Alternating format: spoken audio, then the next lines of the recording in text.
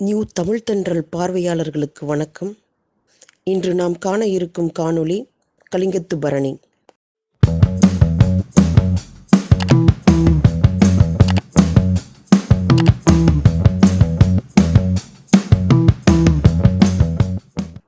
பரணி சிற்றிலக்கிய வகையை சார்ந்த ஒரு நூல். முதலாம் குலோத்துங்க சோழனின் கலிங்கப்போர் வெற்றி குறித்து பாடப்பட்ட நூல் இது. குலோத்துங்கனை பாட்டுடை தலைவனாக கொண்டு பாடப்பட்டது.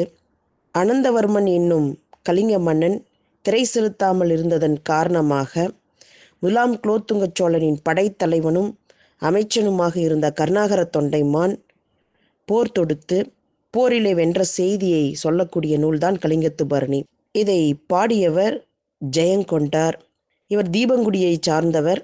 பரணி நூல்களுக்கு தோற்றவர் பெயரிலேயே தலைப்பு அமைந்திருப்பதனால் இது கலிங்கத்தின் பெயரை வைத்து கலிங்கத்து பரணி என அழைக்கப்படுகிறது.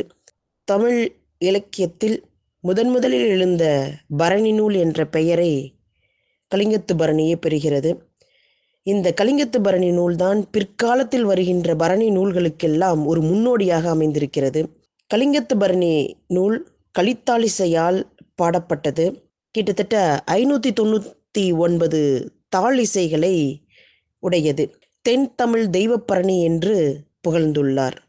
கலிங்கத்து பரணி கடவுள் வாழ்த்து, கடை திறப்பு, காடு பாடியது, கோயில் பாடியது, தேவியை பாடியது, பேய் பாடியது, இந்திரசாலம், ராச பாரம்பரியம், பேய் முறைப்பாடு, அவதாரம், காளிக்கு கூலி கூறியது, போர் பாடியது, களம் பாடியது என்று கலிங்கத்து பரணி நூல் அமைப்பு முறை அமைந்துள்ளது. பாடலுக்குள் செல்வோம். விருந்தினரும் வறியவரும் நெருங்கி உண்ண மேன்மேலும் முகம் மலரும் மேலோர் போல பருந்து இனமும் கழுகு இனமும் தாமே உண்ண பதுமமுகம் மலர்ந்தாரை பார்மீன் பார்மீன். போர்க்களத்திலே வீரர்கள் எல்லாம் இறந்து கிடக்கின்றனர். அந்த இறந்து கிடக்கின்ற வீரர்கள் முகமலர்ச்சியுடன் இறந்து கிடப்பதாக ஜெயங்கொண்டார் குறிப்பிட்டுள்ளார். காரணம், விருந்து உண்ண வந்திருக்கக்கூடிய விருந்தினரை வறியவரை முகமலர்ச்சியோடு உபசரிப்பதுதான் தமிழர்களுடைய இல்லற கடமை. அந்த வகையில் போர்க்களத்திலே இறந்து கிடக்கின்ற அந்த வீரர்களுடைய உடல்களை பருந்துகளும் கழுகுகளும் உண்ண வருகின்றனர். அதை பார்த்த நம் வீரர்கள் அப்படி ஒரு தாமரை மலரை போல முகமலர்ச்சியோட வரவேற்பதற்காக இறந்து கிடப்பதாக ஜெயங்கொண்டார் அமைத்திருக்கக்கூடிய இந்த பாடல் மிகச் சிறப்பு பெற்றதாகவும் நம்மளுடைய தமிழருடைய பண்பாட்டை பறைசாற்றுவதாகவும் இருக்கிறது. இல்லற கடமைகளிலே மிகச் சிறப்பான கடமை என்று சொன்னால் அது விருந்தோம்பல் பண்புதான். அந்த இல்லற கடமைகளை சிறப்பாக செய்கின்றவர்களை மேலோர் என ஜெயங்கொண்டார் உயர்த்தி காட்டுவது இன்னும் இந்த பாடலுக்கு சிறப்பு சேர்க்கிறது. இறந்த பின்னும் கூட முகமலர்ந்து கொண்டே இருக்கக்கூடிய வீரர்களை பாருங்கள் பாருங்கள் அப்படின்னு சொல்லி எழுதியிருக்கின்ற வரிகள் இன்னும் நம்மளுடைய தமிழருடைய பண்பாட்டை அழுத்தமாக பதிவு செய்து உள்ளது குறிப்பிடத்தக்கது. சாமளவும் பிறர்க்குதவாதவரை நச்சிச் சாருணர் போல் வீரருடல் தரிக்கும் ஆவி போமளவும் அவரருகே இருந்துவிட்டு போகாத நரிக்குலத்தின் புணர்ச்சி காண்மின். சாகின்ற வரைக்கும் பிறருக்கு உதவாதவரை உலோபிகள் என்று சொல்வார்கள். உலோபிகள்னா இந்த இடத்துல வீரர்களை குறிப்பிடுறாங்க.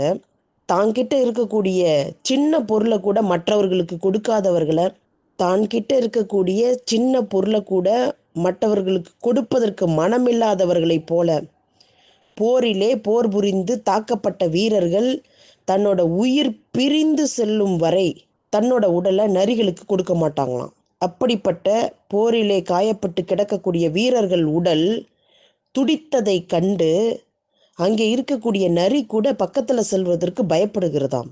அப்போ இந்த இடத்துல வீரர்களை மூடர்கள் என்று நரிகளோடு ஊமைப்படுத்தி ஜெயங்கொண்டார் குறிப்பிட்டுள்ளார். இன்னொரு விஷயத்தை நம்ம கவனிக்கணும். எவ்வளவுதான் பொருளை சேர்த்து வச்சிருந்தாலும் மற்றவர்களுக்கு கொடுத்து உதவாத அந்த தன்மை உள்ளவர்களை மூடர்கள் என்று ஜெயங்கொண்டார் குறிப்பிட்டுள்ளார். அடுத்த பாடல். மாமலை போல் பொழிகின்ற தானம் வாரி மறுத்து விழும் கடகளிற்றை வெறுத்து வானோர் பூமலை மேல் பாய்ந்து எழுந்து நிறந்த வண்டு பொருட்பெண்டிர் போன்றமையும் காண்மின். செல்வ வளம் மிகுந்திருக்கக்கூடிய ஒருவரிடத்திலே அன்பு கொண்டு விளங்கக்கூடிய கணிகையர், அதாவது விலை மகளிர், அவர்கிட்ட இருக்கக்கூடிய பொருள் குறைஞ்ச உடனே அவரை விட்டு விலகி போயிடுறது. பிறகு இன்னொரு செல்வந்தரை நாடி சென்று விடுவது. அந்த மாதிரி போர்க்களத்திலே மதநீர் மிகுந்திருக்கக்கூடிய யானைகளை வண்டுகள் எல்லாம் சூழ்ந்து நிற்குதான். அப்போ அந்த யானை இறந்து போன உடனே அப்படியே விலகி போயிடுதான். விலகிய அந்த வண்டு வானத்திலிருந்து தேவர்கள் தூவிய அந்த மலர்ல இருந்து மலைத்துளிகளை நாடி தேனருந்த செல்கின்றதாம். அடுத்த பாடல். சாய்ந்து விழும் கடகளிற்றுடனே சாய்ந்து தடம் குருதி மிசைப்படியும் கொடிகள் தங்கள் காந்தருடன் கனல் மழியதன் மேல் வைகும் கற்புடை மாதரை ஒத்தல் காண்மீன் காண்மீன். போர்க்களத்திலே மதம் பொறிந்திருக்கக்கூடிய அந்த யானைகள் எல்லாம் எதிரிகளால் தாக்கப்பட்டு அப்படி சாய்ந்து விழுகிறது. அப்படி விழும்போது என்ன ஆகுது அப்படின்னா, அரசனோட கொடியும் சாய்ஞ்சு போயிடுது.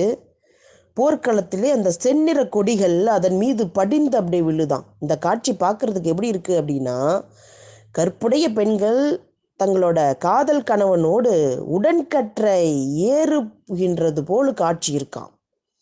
அப்படிப்பட்ட காட்சியை எல்லாரும் பாருங்கள் அப்படின்னு சொல்லி ஜெயங்கொண்டார் குறிப்பிடுகிறார். தம் கணவருடன் தாமும் போகவென்றே சாதகரை கேட்பாரே தடவி பார்ப்பார், எம் கணவர் கிடந்தவிடம் எங்கே என்றென்று இடாக்கினியை கேட்பாரை காண்மீன் காண்மீன். கணவன் இறந்த செய்தியை கேட்ட உடனே போர்க்களத்துக்கு ஓடி வரா மனைவி. கணவனோடு சேர்ந்து நானும் தான் போகணும் அப்படின்னு சொல்றதுங்கிறதுக்காக போர்க்களம் ஓடி வரா. ஓடி வந்தவ அங்கே நிறைந்த உடல்கள் போர்க்களத்திலே கிடக்கின்றது. ஒவ்வொரு உடலாக தேடுகிறாள் மனைவி. கிடந்த இடம் எங்கே எங்கே அப்படின்னு சொல்லிட்டு காளியோட மெய்க்காப்பாளராக இருக்கிறான் பத்திய சாதகர்கிட்ட கேட்கிறா மனைவி. தரையினை தடவி தடவி பார்க்கறா, என் கணவர் கிடந்த இடம் எங்கே? சுடுகாட்டில் பிணம் தின்கின்ற இடாகினி பேயிடம் போய் கேட்டு பார்க்கறா. அப்போ என்னதான் தன்னுடைய கணவன் போர்க்களத்திலே இறந்திருந்தாலும் அந்த வெற்றி மிகுதி, வீரத்தின் மிகுதி இப்பாடலே பதிவு செய்யப்பட்டுள்ளது. போர்க்களம் காண காளியை அழைத்து வரக்கூடிய காட்சி, போர்க்களம் கண்ட அந்த காளி, அந்த காட்சிகளை பேய்களுக்கு காட்டுமாறு அமைத்திருக்கக்கூடிய பகுதி, போர் வீரர்களுடைய விடாமுயற்சி, போரில் பார்த்தீங்க அப்படின்னா உயிரை விட்டுட்டு மன்னனோட பெயரை நிலைநாட்டக்கூடிய அந்த சிறப்பு பெற்ற வீரர்களுடைய பெருமை நிலை, யானைப்படைகளுடைய போராற்றல், இத்தனை தன்மைகளையும் தன்னுடைய உவமை நயத்தோடு ஜெயங்கொண்டார் அவர்கள் அழகாக குறிப்பிட்டிருப்பது மேலும் இந்த கலிங்கத்து பரணி நூலுக்கு சிறப்பு சேர்க்கிறது. இறக்கின்ற சூழலில் கூட வீரர்கள் அப்படியே முகமலர்ச்சியோடு இருந்து கிடக்கிறாங்க அப்படின்ற இந்த காட்சி படிப்பவர்களுடைய மனதிலே அப்படியே ஆழமாக பதிவு செய்யப்படுகிறது. போர்க்களம் பற்றிய செய்தி இடம்பெறுகின்ற அத்தனை பகுதிகளிலும் பார்த்தீங்க அப்படின்னா ஒவ்வொரு சிறப்புத்தன்மையோடு இந்த கலிங்கத்து பரணி நகர்கிறது. இதில் முக்கியமாக தமிழர்களுடைய விருந்தோம்பல் பண்பு போர்க்கள காட்சியில் கூட நினைவுபடுத்தப்படுகிறது. நன்றி, வணக்கம். நியூ தமிழ் தென்றல் சேனலுக்கு லைக் பண்ணுங்க, கமெண்ட் அண்ட் ஷேர் பண்ணுங்க, மறக்காம சப்ஸ்கிரைப் பண்ணுங்க.